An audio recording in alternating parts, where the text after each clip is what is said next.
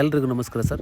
Welcome to R K properties. ಇವತ್ತು ಚಳ್ಳಕೆರೆಯಿಂದ 26 kilometre ದೂರದಲ್ಲಿರ್ತಕ್ಕಂಥ 2.5 ಎಕರೆ general ಜಮೀನನ್ನು ನೋಡೋಕೆ ಬಂದಿದ್ದೀನಿ. ಇದ್ರ ಮಣ್ಣೇನು, ಇದ್ರ ಲೊಕೇಶನ್ ಏನು, ಇದ್ರ ರೇಟ್ ಏನು, ಇಲ್ಲಿ ಏನೆಲ್ಲ ಮಾಡ್ಬೋದು, ಇಲ್ಲೇನು ಫೆಸಿಲಿಟಿ ಇದೆ ಎಲ್ಲವನ್ನು ತಿಳಿಸ್ಕೊಡ್ತೀನಿ ನೋಡಿ ಸರ್. ಫಸ್ಟ್ ಇದರ ಮಣ್ಣು ಈಗಾಗಲೇ ನೀವೇ ನೋಡ್ತಾ ಇದ್ದೀರಾ, ಪ್ಯೂರ್ ರೆಡ್ ಸಾಯಿಲ್, ಅಂದರೆ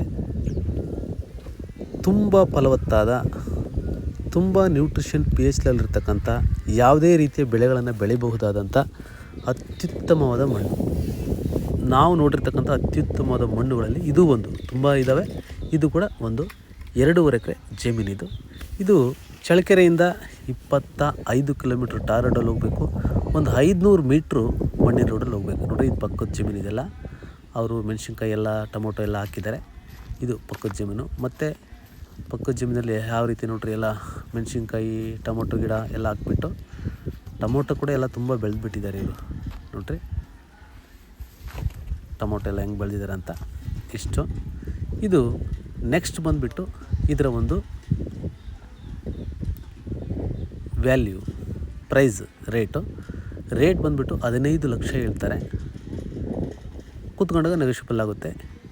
2.5 ಎಕರೆ ಬರುತ್ತೆ ಇದು. 15 ಲಕ್ಷ ಫೈನಲ್ ಅಂತ ಹೇಳ್ತಿದ್ದಾರೆ. ಆದರೆ ಒಂದು ಸ್ವಲ್ಪ ನೆಗೋಷಿಯಬಲ್ ಆಗುತ್ತೆ, ಲೈಟ್ಲಿ ನೆಗೋಷಿಯಬಲ್ ಆಗ್ಬೋದು, ಅಥವಾ ಇನ್ನೂ ಸ್ವಲ್ಪ ಹೆಚ್ಚು ಕಡಿಮೆ ಆಗ್ಬೋದು. ತುಂಬ ಚೆನ್ನಾಗಿದೆ.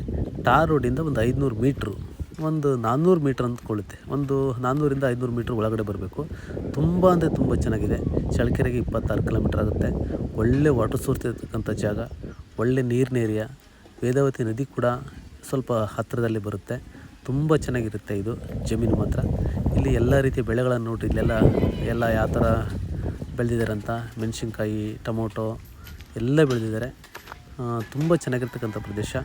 ಇವರು 15 ಲಕ್ಷ ಫೈನಲ್ ಅಂತ ಹೇಳ್ತಾರೆ. ಆದರೆ ಕೂತ್ಕೊಂಡ್ರೆ ನೆಗೋಷಿಯಬಲ್ ಆಗುತ್ತೆ. ಯಾರು ಕೂಡ ಹೇಳಿದ ರೇಟ್ಗೆ ತಗೊಳ್ಳಲ್ಲ. ಕೂತ್ಕೊಂಡು ಮಾತಾಡಿದರೆ ಕಡಿಮೆ ಆಗುತ್ತೆ sir. Thank you sir, thank you very much. ಧನ್ಯವಾದಗಳು.